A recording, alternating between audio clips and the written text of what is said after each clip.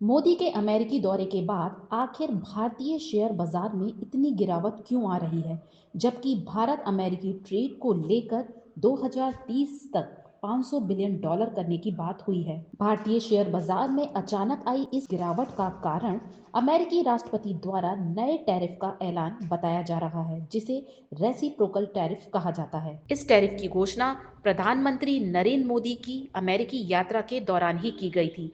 White house की ओर से कहा गया, राष्ट्रपति डोनाल्ड ट्रंप ने निष्पक्ष, मुक्त, पारस्परिक व्यापार के लिए एक योजना की घोषणा की है। उन्होंने स्पष्ट कर दिया कि अमेरिका अब दूसरे देश की ओर से बहुत ज्यादा कीमत वसूलने को बर्दाश्त नहीं करेगा।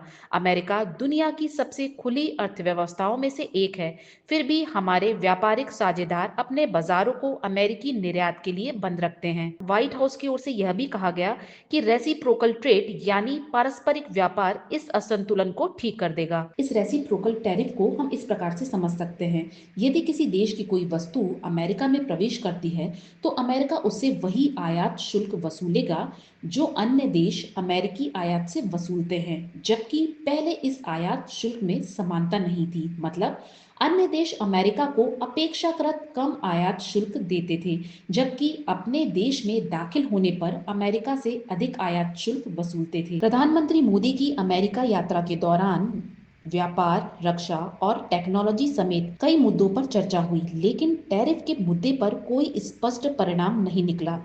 इसके परिणाम स्वरूप निवेशकों की उम्मीद टूट गई और बाजार में अविश्वास का माहौल देखा गया। एक विश्लेषक के अनुसार मोदी जी के अमेरिकी दौरे से बहुत उम्मीदें थी, लेकिन ट्रंप की नीति ने सारे अनुमानों को गलत साबित कर दिया।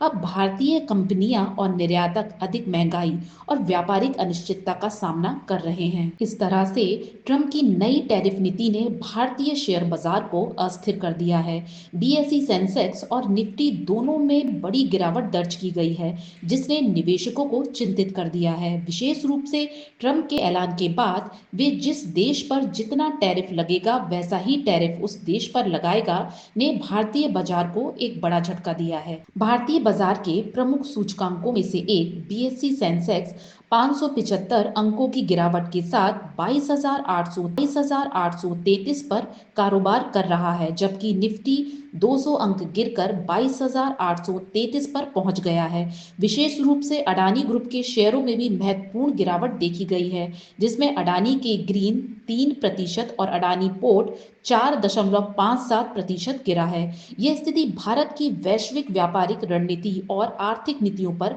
पुनर्विचार करने की आवश्यकता को रेखांकित करती है। विशेषज्ञों का मानना है कि भारत अब अपने व्यापार साझेदारों के साथ नए समझौतों पर काम करना होगा।